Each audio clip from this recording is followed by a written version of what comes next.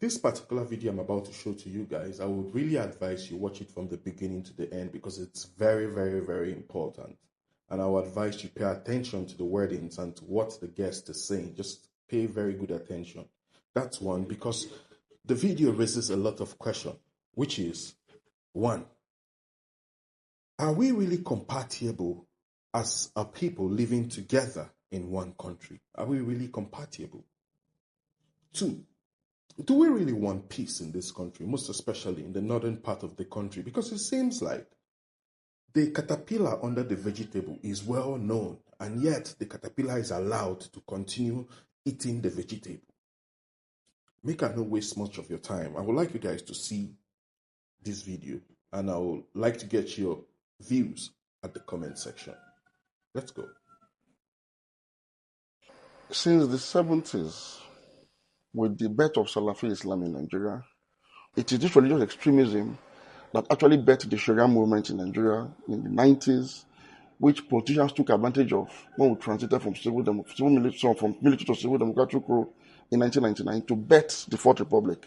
A lot of these politicians campaigned and sought for power using religion as a tool to say, look, I'm going to impose in our respective states this much desired Islamic theocracy.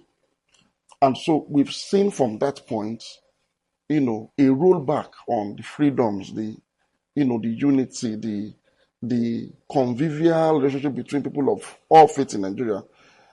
When we were growing up, it has been almost eroded. In fact, it was the Sharia movement of the 90s and the implementation of Sharia laws in these states of northern Nigeria that actually served as a precursor for the Boko Haram insurgency as seen today.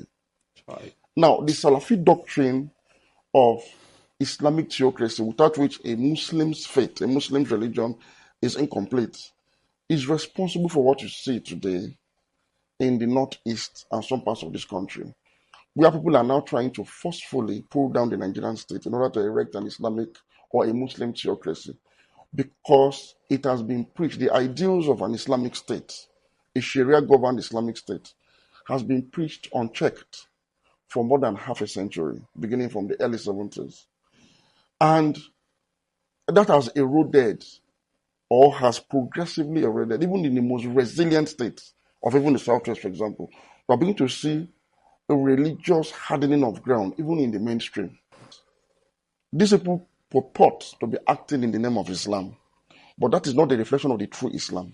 But again, it is a responsibility of members of the Muslim community to stop living in denial of this cancerous strain of religious extremism that has infected mainstream Muslim theology to such an extent that we are now rolling out a whole generation of radicalized youth that are willing to die in the jihad to install a Muslim theocracy over Nigeria.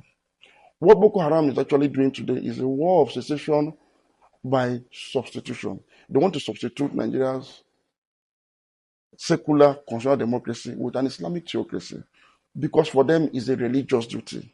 But somebody preached this ideal as a religious duty. It is still being preached today in all major centers of Islamic learning. And this is the challenge that Muslims must not take up.